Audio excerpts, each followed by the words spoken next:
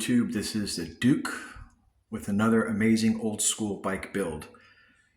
The bike behind me that I'm featuring today is a 1979 Cook Bros BMX racing bike. This is a bike that is the most legendary BMX race bike ever made by Craig and Gary Cook. I'm going to give you guys a little bit of history about this amazing company and the innovations that they brought to BMX racing, and the different evolutions of the company and what they ended up becoming today. So without any further ado, let's take a look at this amazing bike. Okay, this is number 2 of a 3-video series. If you guys have not caught the first video, the bike has now been completed. This is a 79 Cook Bros Racing, not Cook's. Back then it was known as Cook. This was when Craig and Gary had 100% ownership of the company, and it was not yet sold to Jack Whitmer. And then later they became Cook Quality Products. I'm going to show you this bike all the way around, and we're going to talk about the history of this company and the amazing innovations that they brought to BMX. Because if it wasn't for these guys down in Santa Ana, California, we wouldn't have the amazing bikes that we have today. They're predecessors to most of these things. Okay, we're going to show the bike. So while I have the bike in camera, I'm going to read you a little bit of history about this company. Cook Bros Racing was formed sometime around, people are saying 1972, by Craig and Gary Cook in Santa Ana, California.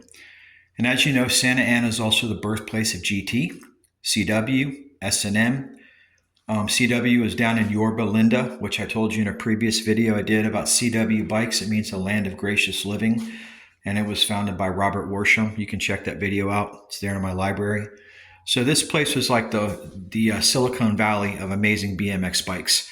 Not only this Cook brother came out of there, but this GT Santa Ana that I'm working on right now, as a matter of fact, this is an 83.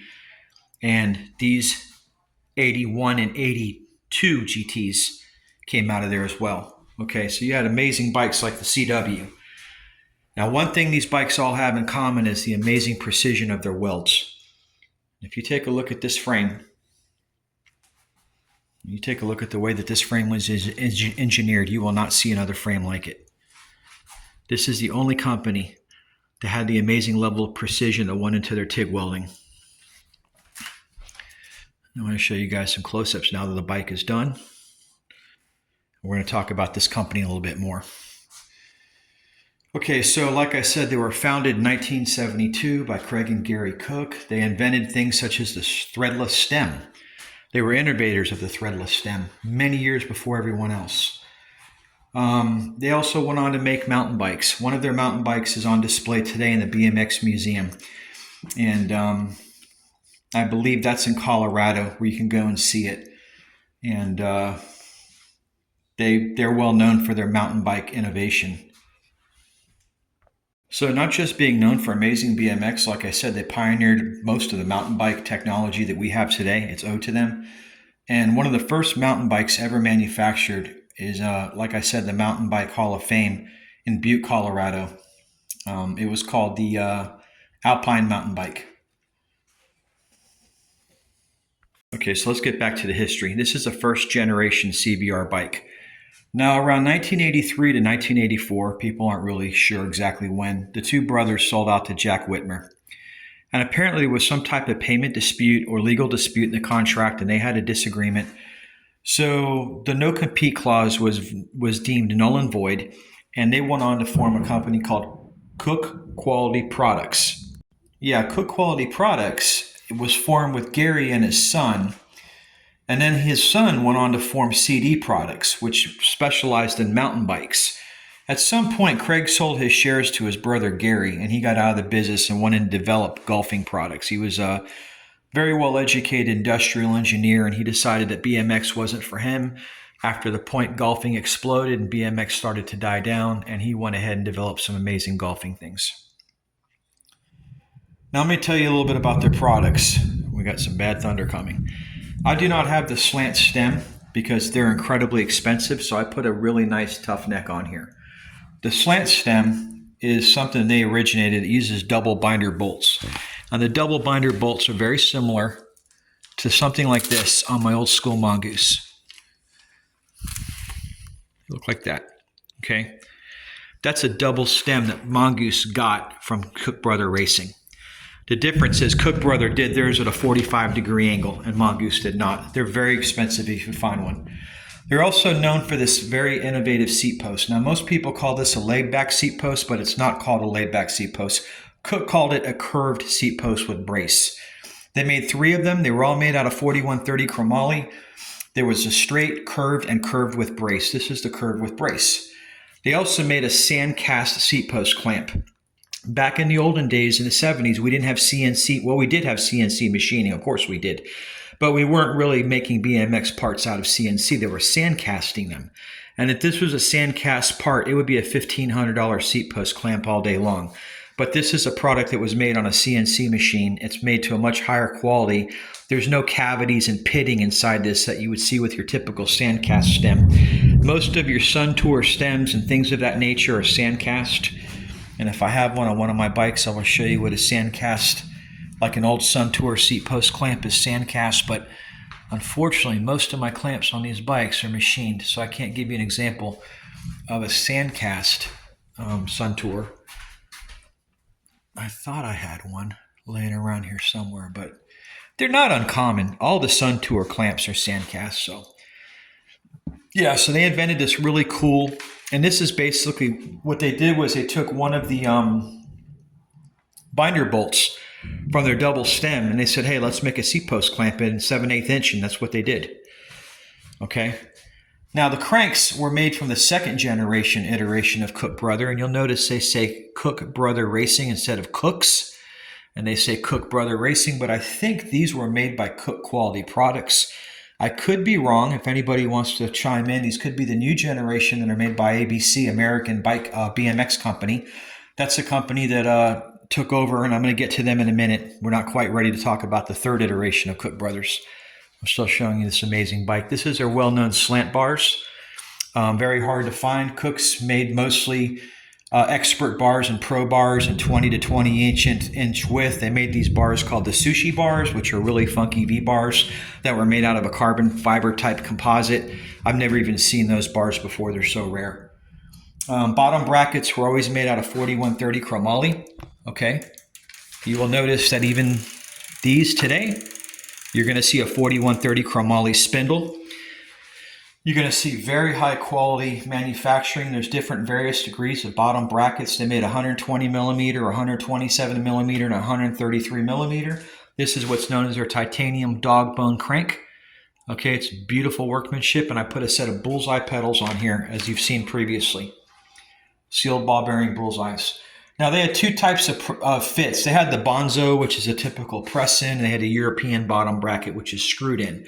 And for those of you who don't know what a European bottom bracket is, on this MCS 34 that I'm building, you can see the threaded bottom bracket. That's called a European bottom bracket, okay? This does not have that. This has a press-in bottom bracket with a chromoly spindle. So, like I said, after Craig sold his shares to his brother Gary, and decided to go pursue manufacturing very high quality golfing components, Cook Brother kind of got sold off and ended up in the hands of another man. And this is a guy named Jack Whitmer, as I said. He bought it in 1983 to 1984.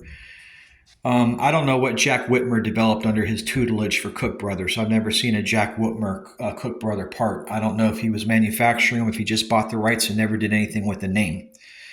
I just don't know. So if any of you experts out there with, CBR bikes know what innovations Jack Whitmer might have done with the brand name, let me know. So Gary, like I said, he was the first guy to innovate a built-in chain tensionizer. Now, in the 1981 and newer bikes, you will see a hole in the rear of the loop tail where there's a bolt that goes on and keeps tension on the rear hub. This is a 79 frame, so this does not have the rear tensionizer. And this is where you look for the serial number on a Cook Brother frame. You're going to see it right here on the left-hand side, okay?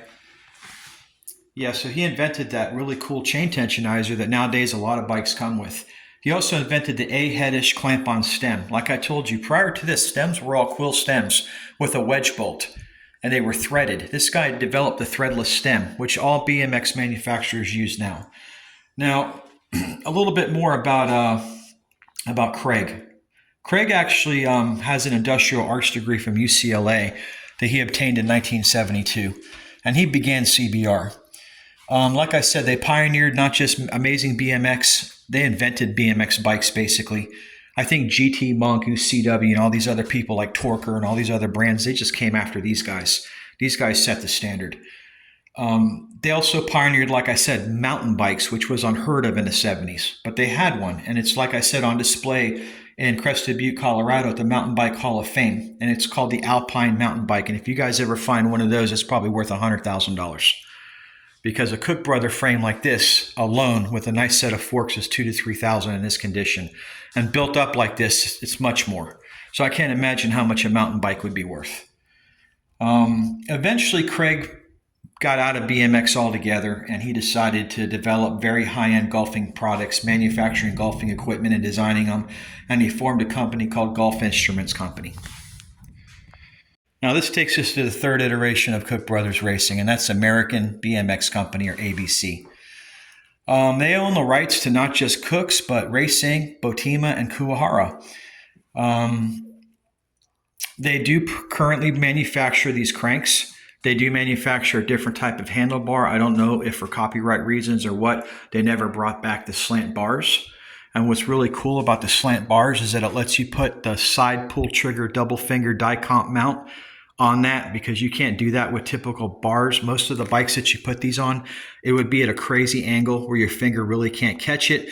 On most BMX bikes, they used to use them on Schwinn's, but by the time you mount it down here, there's no way that you can reach it with your fingers. You can see that on all these types of bikes, if you were to put that type of brake mechanism on the bar, you would never be able to reach it with your fingers. And if you did, it would be very awkward. So they figured out in an early age with these old double pull die comps, hey, let's just take a little notch out of the frame bar and let's bring the brake down into this area. And that way you can easily pull the brake. And that's a pretty cool innovation they did as well. So there's a lot of innovation that they brought into the BMX profession that they invented.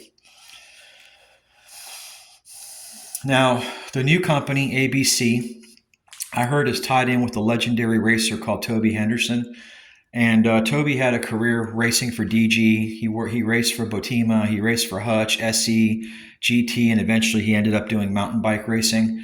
And I don't know what his involvement is with ABC, but I have some sources that told me that he is involved somehow with the new company. And if you do see my video, Toby, it'd be nice if you guys brought back these original bars and a set of Cook Brother forks, because in the end, I ended up throwing a set of Tangies on here. Now, these are period correct Tangies from 1979, and they are new old stock. They are amazing. And the way you know is because in the steer tube, there'll be a stamp for the year they're manufactured. And I made sure I got 79 forks for this bike. These are not repops that came from Pork Chop. These are the real deal. Okay. And they are mint. And on CBR forks, you would notice that this hole would be missing and you would only have 2 holes and a weld line that would run continuously down. Now, being that I'm not about to lay $1,500 down on a mint set of CBR forks, it would be very advantageous for the new company to manufacture them, because there are a lot of people who can get their hands on a frame, but the forks are harder to get than the frames are. And people know what the forks are worth, and just an average set of forks are going to be $700 to $800. To get a set in the condition of these Tangies, you're talking $1,500 to $2,000. There's no way I would lay that kind of money out on a set of forks for any bike. I don't care. I love the bike and I love the heritage, but you have to come to your senses, because you're never going to get your money back if you blow $500 to $1,000 on parts to build one of these. If I was to get the real deal slant stem, and I was to go ahead and get the real deal seat post clamp and the real deal front forks in this frame, this would be a $7,000 to $10,000 investment, and you would never get that money back when you go to sell that bike. So you have to be really practical about some of the things that you do when you build these bikes, or you can lose your ass. That's the whole name of the game. You have to keep a budget and you have to stick with it. And I'm not to the point where I want such a pure bike that I'm going to lay out $1,500 on a set of forks. Sorry, it's not going to happen. Okay, so here she is again. Let me see what else we can talk about that I might have missed. Yeah, so the parts I put on here. A sealed Tangie headset. Beautiful. Bearings, top and bottom, all sealed. Once you go to this type of configuration, guys, you're never going to go back to these old pressed bearing configurations. Got a really nice new old stock polished tough neck. This is the real deal, not a repop. Got a set of Araya 7X satin wheels. I really wanted to throw these chrome arrays on this bike because they look so good, the ones that are on this Santa Ana GT. But this Santa Ana GT is such a rare bike, it deserves to have these wheels on it. And this is what it had originally, and this is what it's going to stay with. And I'll feature this in my next video. I'm not done putting this bike together yet. I had to break it down and clean everything and grease it and reassemble it, and I'm still making adjustments. But she will join the fleet of GT Santa Anas, which I have over here is a 1981, and over here I have a 1983. This one does not have the drilled forks in the front. This one does. This one does not. Okay? We'll talk about all that in the next video. This has a set of TNT hubs and a beautiful set of chrome arrays. That's for a different video. So you have the arrays on here, but they're silver. They kind of match the dropout protectors. They're not polished like the frame is and the dog bone cranks and the rear caliper. They kind of more match the satin finish of the seat post clamp, which is why I was able to pull this off. And then I've got an old side pull Comp MX 1980 series rear brake caliper on here. Like I said, with a double finger pull brake lever and a set of AME grips. And this is an original Alina lightning bolt seat. This is not a repop. It does have some damage on the top here. It's got a little stress crack, but for 40 something years old, what do you expect from plastic? Okay, I'll show you guys something else I have in case I ever do come across the real CBR forks. I've got the decals for them, and they're the real deal. Take a look. Okay, so here's some decals that I picked up, anticipating that I would be able to get the real forks. And they're beautiful, but they're red when the bike decals are red, white, and blue. So this isn't exactly going to match the frame decals, but nonetheless, they're Cook Brother Racing decals. They're made for the bike. And I've got them. If anybody out there ever has a set of these forks and they want to be reasonable about selling them, let me know, please. Maybe we can work something out.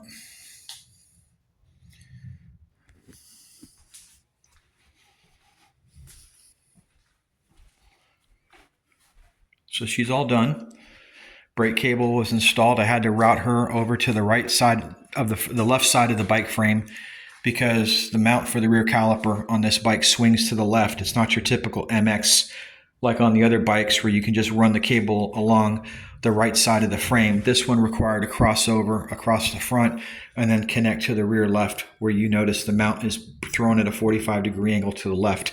It makes an awkward situation, and the only way to really fasten this cable is to just run it through the frame pad. If you do not have a frame pad, you're going to have to get a clamp, and they're not expensive. You go to your local bike store and you can go online and you can pick up a bag of clamps. These are Comp clamps that are made for Comp cables. You want to try to buy name brand stuff and not use generic stuff from China. But if you don't have the pad to hold your cable, what you'd have to do is very carefully put one of those rings. And you have to be very careful. You have to be very careful because, as I've said in my previous videos, these frames are super thin wall construction. The reason why they're so lightweight is because the OD on this tubing is probably the thinnest in the industry. I don't know what it is because I'm not a frame builder, but I can tell you this thing's got half the OD of a Mongoose frame or a Redline or something like CW or even a GT. When you look at the frames on those bikes, they are so much thicker in diameter and so much thicker in circumference, not just the wall diameter of the tubing itself, but the circumference and diameter of the actual tubing. If you look at this GT, you can see you've got probably 1.5 inch tubing on that top tube and 1 inch on the bottom. You look at this Cook Brother, not only it's less OD, but the wall of the actual chromoly itself is probably half of what it is on that GT and on that Mongoose. And that's the reason why these bikes are so rare. It's because so many of them have been destroyed over the years from kids just riding them when they outgrew them. If you're a 200-pound man and you jump on one of these bikes and you expect to go jump a ramp like you did back when you were 95 pounds, you're going to break the frame. They just will not handle the stresses put on them because they were made for racing. They were made for kids that were like 5'4" to 5'8", and that they could come in at under 125 pounds. And, that was what these bikes were engineered for. Today's guys that would want to ride this bike that are twice the weight and you try to get on a bike like this, I wouldn't recommend it. Now, I have no problem riding on a Mongoose. I have no problem riding that Redline, Pro Line, the MX, or the GT, or even the CW. But this scares me. When I put this bike together and I felt how lightweight this frame was, I mean, the frame came in under 5 pounds. It was scary. I was worried I was going to ding the frame just by storing it, and that does happen too. It's like a sheet metal thickness at some point. It's so delicate, so you need to be careful with them.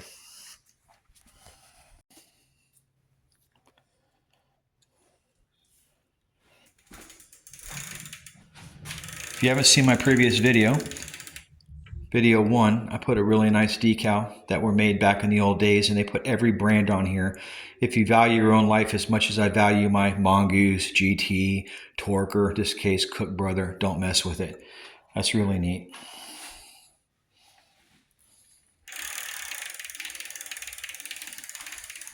As with most of my bikes, it comes with a freewheel, Shimano cassette, and I believe we've got a set of King Kong hubs on these arrays.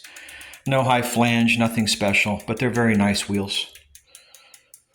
Probably what this would have came with the 7As. I don't think the 7Cs were out in 1979, but you know, as close as I can get to be period correct.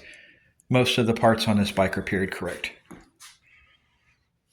Final look at the bike, and we'll wrap up this video. In case you guys want to build one, I'm going to give you angles. The nice thing too about the Tangy forks is that they're drilled. So if you want to install a front brake, which I would not do on a race bike like this because it's all about weight and speed, but if you want to, you can mount a front brake. A lot of these CBR forks are not drilled and you can't mount a front brake on them. So why spend $1,500 for a set of front forks that she came and put a front brake on? You know?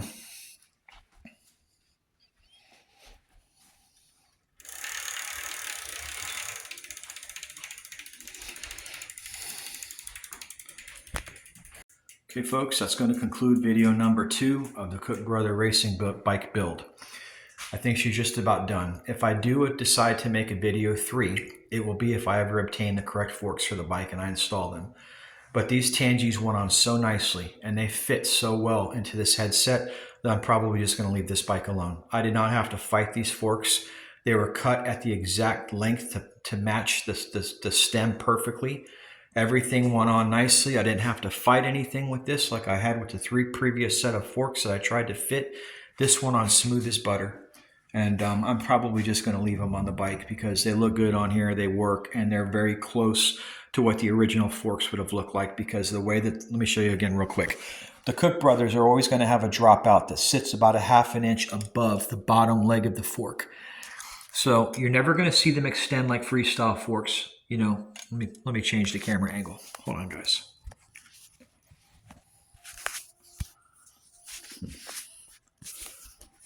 Sorry about that. I can't see what I'm filming when the camera's flipped. So you know, you're going to notice with CBR forks that they always sit up about a ½ of an inch above the bottom of the fork leg itself. They're never going to extend below it like a freestyle fork. They're going to have a long triangular blade with 2 holes. In this case, Tangy puts a 3rd hole in here. You know, no big deal. They're very close to what you would have with the real CBR forks, but you're going to save a boatload of money if you decide you don't want to spend that kind of money. These Tangy forks work perfect on this bike. And you can see the quality of these. Like I said, this is a set of new old stock right from the late 70s. They're not the repops. You can get the repops. They're going to look just like this. I believe they're manufactured the same way. You could pick those up for $150 from Pork Chop and your problem solved. You don't have to go crazy spending money on a set of CBR front forks. Now, as I said, if the company that now owns Cook Brother, which is ABC, American BMX Company, would bring back the slant bars and the original forks, that would be a great solution to a problem that's lingered people for 25, 30 years. Because parts on these bikes just get ridiculously expensive, and there's no justification for spending that kind of money on a set of forks. So you either compromise with another brand, you buy a really roached out set that never looked good on your build, but you had to, it's all you can afford, or the company that took over decides, hey, you know what, let's start making the original forks, and they bring them back. And if they do, then I will buy a set from them. I will be the first person to buy a set, and I will do a video on them on this bike. and I will show how nicely they go on a 1979 Gary and Craig Cook brother frame. Not a second generation from Whitmer, and not a third generation from the company that owns them now, but on the real bike frame. So that's it, guys. Thanks for watching. Again, like or subscribe if you like these old 70s and 80s old bike build videos. In the meantime, this is the Duke reminding you to stay rad.